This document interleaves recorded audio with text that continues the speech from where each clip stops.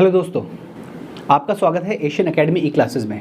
हमने एक chapter start किया था जिसका नाम था dissolution of firm.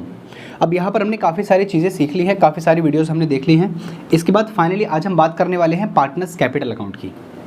Partners capital, तो सबसे पहली बात अगर मैं आपको समझाना चाहूँ कि पार्टनर्स कैपिटल का बैलेंस क्या होता है।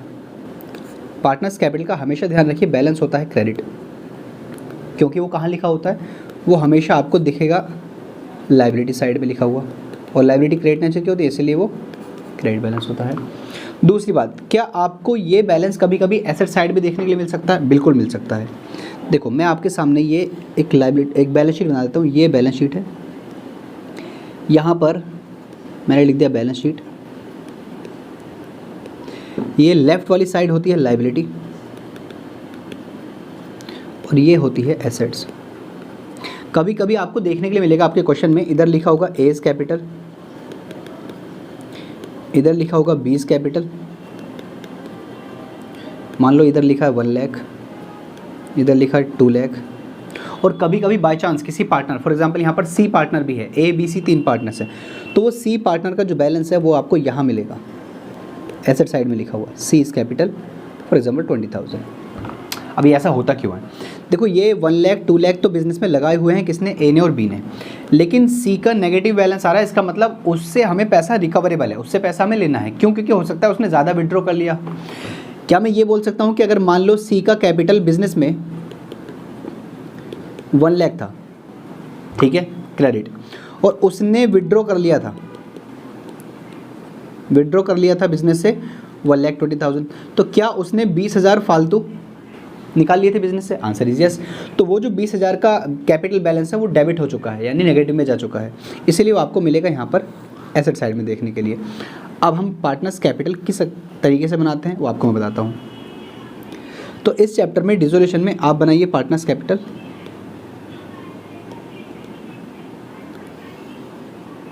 ये पार्टनर्स कैपिटल, हमेशा ध्यान रखिए पार्टनर्स कैपिटल उतने कॉलम्स का बनेगा जितने आपके पार्टनर्स होंगे। यहाँ पर कितने पार्टनर्स हैं? यहाँ पर 3 पार्टनर्स, तो मैंने 3 कॉलम्स का ये पार्टनर्स कैपिटल अकाउंट बना दिया।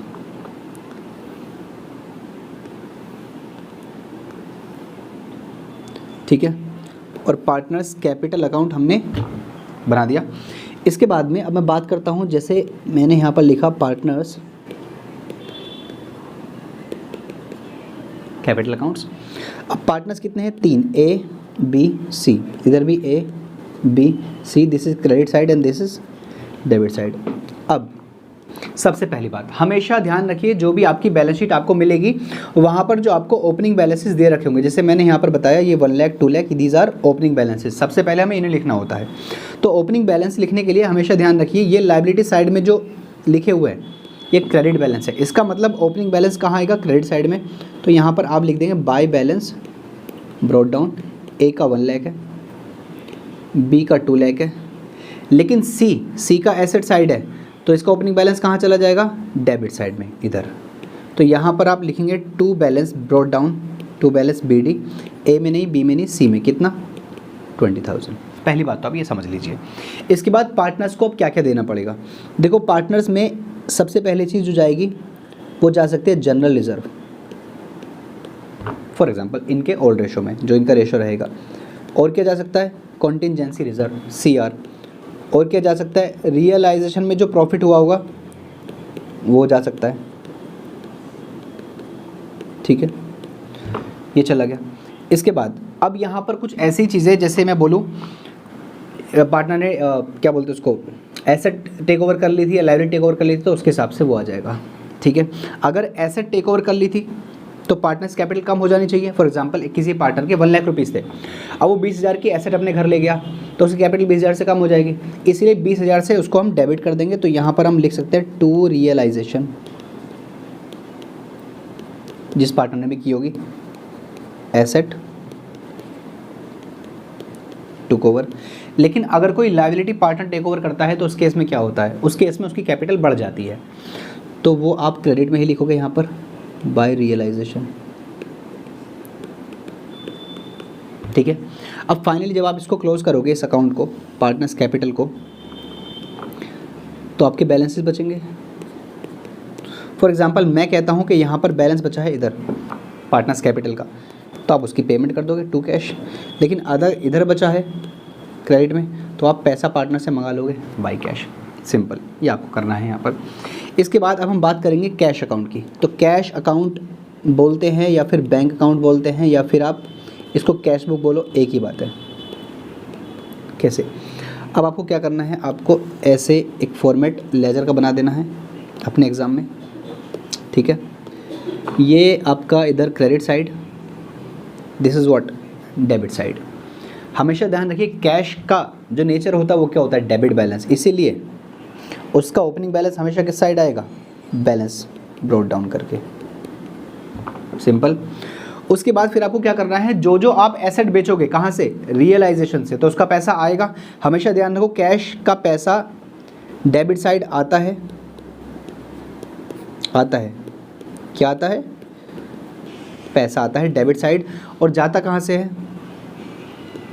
क्रेडिट साइड से पैसा जाता है। अब आपने कोई एसेट बेची, तो आपका पैसा डेबिट में आएगा, तो आप वहाँ पर लिख दोगे टू रियलाइजेशन, ठीक है। लेकिन अगर किसी लायबिलिटी की पेमेंट आपने कर दी तो वो तो इधर क्रेडिट साइड से होगी, तो वहाँ पर आप लिखोगे बाय रियलाइजेशन, ठीक है ना। अगर आप किसी पार्टनर के लोन का पेमेंट करोगे तो पेमेंट भी यहीं से होगा, बाय पार्टनर्स लोन, ठीक है। इसके बाद मैं बोलता हूँ कि पार्टनर्स से पैसा आया है, तो इधर आ जाएगा टू पार्टनर्स कैपिटल। लेकिन कभी कभी ऐसा हो सकता है कि पार्टनर्स को पैसा हमने दिया है, पेमेंट करी है, उनका पैसा कैपिटल बैलेंस निकल रहा था, तब ऐसे केस में यहाँ पर आ जाएगा बाय पार्टनर कैपिटल। तो कैश और बैंक में हमेशा सिर्फ यही चीज़ आएंगी, और इतनी चीज़ें लिखने के बाद ध्यान रहे आपका कैश या फिर बैंक अकाउंट हमेशा मैच हो जाएगा। अगर आपका बैलेंस बच रहा है कैश और बैंक अकाउंट में, इसका मतलब आपका क्वेश्चन गलत है, आपने सही नहीं किया, कोई ना कोई मिस्टेक आपने की है। तो हमेशा ध्यान रखें कि आपका कैश और बैंक अकाउंट जो भी आप यहाँ पर बनाएंगे वो हमेशा मैच होगा, कोई वहाँ पर बैलेंस नहीं बचेगा। तो यहाँ पर हमने अपने डिसोल्यूशन चैप्टर को एक ओवरव्यू उसका कंप्लीट हमने कर लिया है। हमने क्या सीखा, सबसे पहले हमने सीखा डिसोल्यूशन क्या होता है, रियलाइज अकाउंट कैसे बनेगा, पार्टनर्स कैपिटल, पार्टनर्स लोन, और फाइनली हमने सीख लिया है कि हमारा कैश या फिर बैंक अकाउंट हमारा कैसे बनेगा। इसके बाद नई वीडियो में हम बात करेंगे how to solve the practical question. तब तक के लिए धन्यवाद, मिलते हैं नेक्स्ट वीडियो में।